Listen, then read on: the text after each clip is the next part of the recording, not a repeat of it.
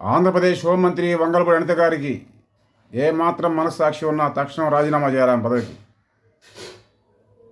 అనిత గారు, మీకు హోంమంత్రి పదవి కేటాయించబడింది, దానికి జీతం వస్తుంది, అలవెన్స్లు వస్తున్నాయి, పెద్ద కాన్వాయ్ ఇచ్చారు.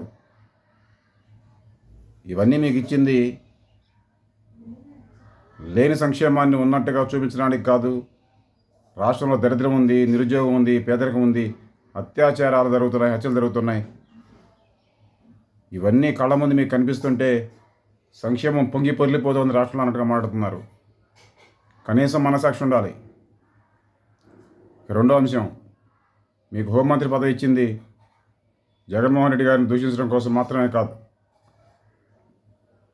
అలా అనుకునే పని అయితే వైఎస్ జగన్ గారిని దూషించే శాఖ అని ఒకటి పెట్టుకుని ఆ శాఖకు మీరు మంత్రిగా ఉండండి, ముఖ్యమంత్రి గారిని గవర్నర్ గారిని కోరుకుని. అన్ని విధాలా మీరు విఫలమయ్యారు. ఇంకా మనస్సాక్షి లేకుండా మాట్లాడుతున్నారు.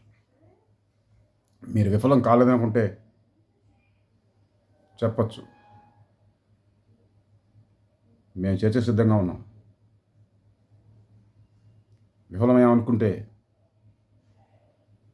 మీ మనస్సాక్షికి మీ సమాధానం చెప్పుకుంటూ తక్షణం రాజీనామా చేయండి పదవికి. కమ్యూనిస్ట్ ఇండియా వర్ధిల్లేను, కమ్యూనిస్ట్ విప్లవం వర్ధిల్లేను.